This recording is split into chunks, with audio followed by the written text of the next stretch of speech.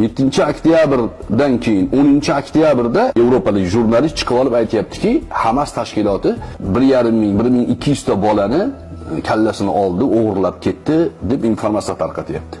Bu informatsiya hamma joyda qayta repost qilinyapti. Keyin informatsiyani boshiga borib turib, "Voy, qayerdan olding buni?" deb so'rashsa, aytib o'rdim, "Menda dalil yo'q, uzr kechirasizlar" deyapti. Informatsiyani tarqatgan yolg'onchi tan olyapti yolg'onligini. Lekin tarqab ketgan joylarda hozirgacha Hamas o'zi bolalarni o'ldirgan-ku, mana dalil deb o'sha yolg'on informatsiyani ko'rsatishyapti.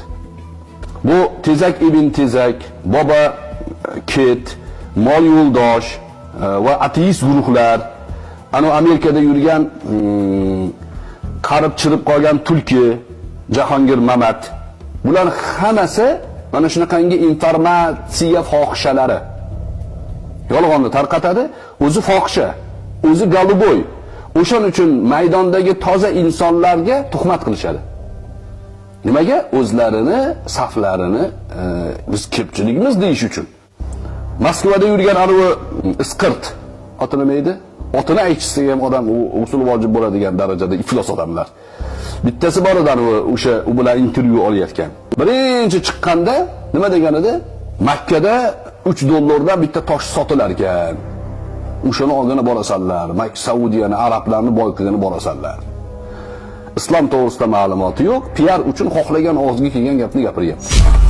Mani bitta orzuyim Arabistonga borib eng охуенный gostinitsalardan birida eng охуенный shuluxonasi nima qilish. Shu narsani sizlarga ko'rsatish. Bitta orzuyim. Shuning uchun bormoqchiman. Atak men bilay, dalboyobmazman bilay, shaytonga tosh sotish uchun $3 ga tosh sotib olib bilay. Mana bilib qo'yinglar. Agar bormoqchi bo'lsalaring, o'zlaring bilan tosh olib boringlar. Chunki Arabistonda shaytonga tosh sotish $3 bitta tosh. Menga aytishlaringizda, bilasan, qayerdan bilasan deb men borgan ko'rgan odamlar bilan gaplashdim. Na budushi kelajakda haligi bo'lsa, o'zim sizlarga obzor qilib ko'rsataman. Shuning uchun hajga boringlar, kayfovat qilinglar, tusavatsa qilinglar. Ekonom qilinglar pulni. Iskandar nomini bulg'ab yurgan isqirt. O'zbekistonga ruxsat berishmadi kirishga-da, kirganda ushlab olganimizda edi, yaxshi bo'lardi. Inshaalloh bir kun kelib Moskvada ham ushlaymiz bularni. Bularga dunyoni tor qilamiz, birodarlar. Niyatinglar xolis bo'lsin. Bularga dunyoni tor qilamiz. Tavba qilib, sof vijdon yo'liga, insoniylik yo'liga o'tsa gap yo'q. Lekin bu qilgan ishlari, bu qilgan tuhmatlari uchun albatta bular javob beradi. Yangi odamlarni bu bizdan deb turib, narkoman psixologiyasi bilan, fohisha psixologiyasi bilan hammani qoralashga harakat qiladi. Bu nima? Nima uchun buni misol keltiryapman? Bu informatsion xuruj bu, terror. O'shaning uchun do'stlar, informatsiya xavfli birodarlar. Abdulla Qahhorning gapini har doim eslatdim men. Abdulla Qahhor aytgan, adabiyot atomdan kuchli. Faqat biz buni o'tin sarflashga, o'tin yorishga sarflayapmiz degan.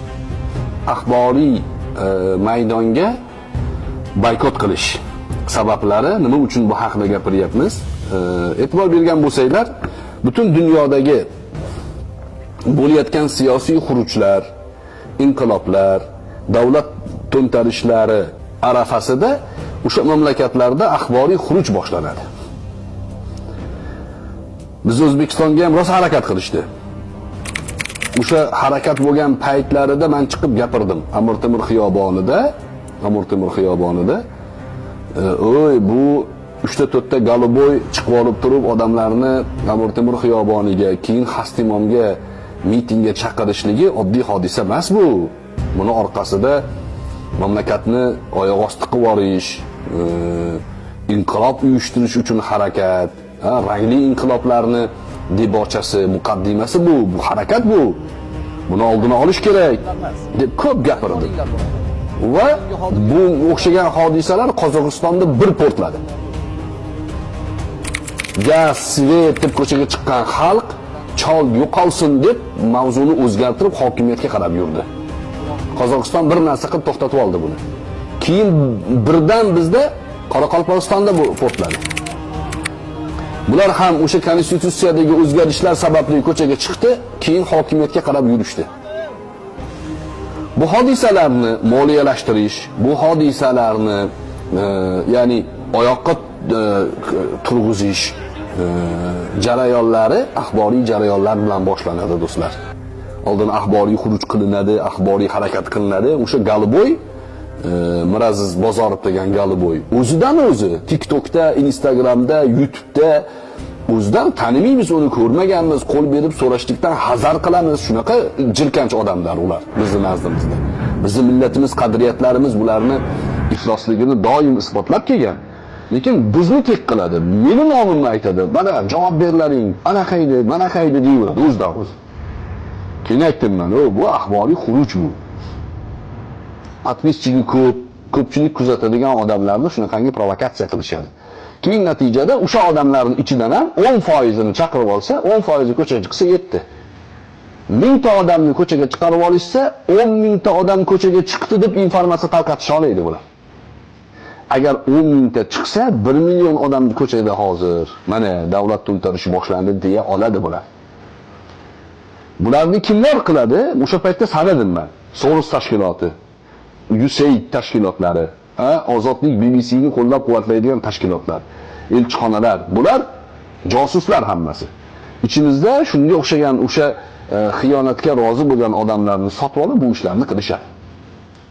Soros tashkiloti dunyoda o'sha jurnalistlarni o'qitish, ularni ikkita ko'zi butun holda faoliyat yurgizishlikni ta'minlaydigan tashkilot.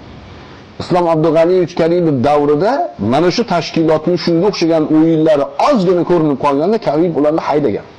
Soros tashkilotini O'zbekistondan haydagan, yo'qotib yuborgan. Chunki ularning intrigani bilgan ular.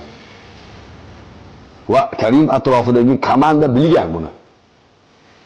Soros tashkiloti shunaqangi tashkilot ekanligini yashirmaydi.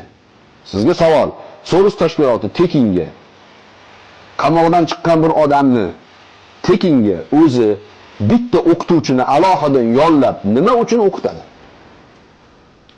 Uni sahobalarni shijoatini o'rgatish uchun o'qitadimi unga? Soros tashkiloti savol sizlarga.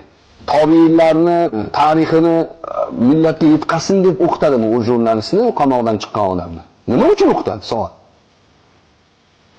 Muzikadan dars qatnadim, men ssenariy yozishni o'rgandim. Ssenariyning ichida senga o'sha Galiboylikni targ'ibotini qanday qilib bildirmasdan tarqatish kerakligini o'rgatadi sizlarga. Va bu gapni gapirganimda odamlar juda oshirib oldingizda qor aka, Sorosda o'qimagandir, mana bobo ketdi. Soros tashkilotida o'qimasa kerak, u ham millat, din, diyonat deb yuribdi-ku, deydi bir ikkita odamlar. Abror Muxtor Ali dalil bilan gapiradi do'stlar.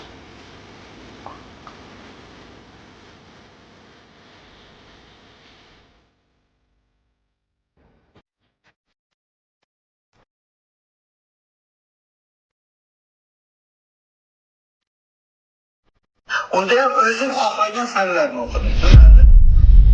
Bishkekda o'qidim. Atik 3 oy o'qidim. Pandemiya tufayli qolib ketdim. Unda ham o'zim xohlagan fanlarni o'qidim. Nimani? Ssenariy yozish kinolarga, badiiy filmlarga ssenariy yozish, hujjatli filmlarga ssenariy yozish. Mana o'zimni kasbimga taalluqli narsalarni o'qidim. Ingliz tilini o'qidim. Siyosiy ingliz tili. Va muzika kurslariga bor. Kompyuterda aranjirovka o'rganaman, yuraman. Men u yerda shunday, hech kim seni yollamaydi ham. Qaysi fanlarni o'qimoqchi, senga shunga yarasha domla topib beradi, senga dars o'tadi, bir o'zing. Fond Sorosni mablag'iga bu narsa tashkil qilingan. Fond Soros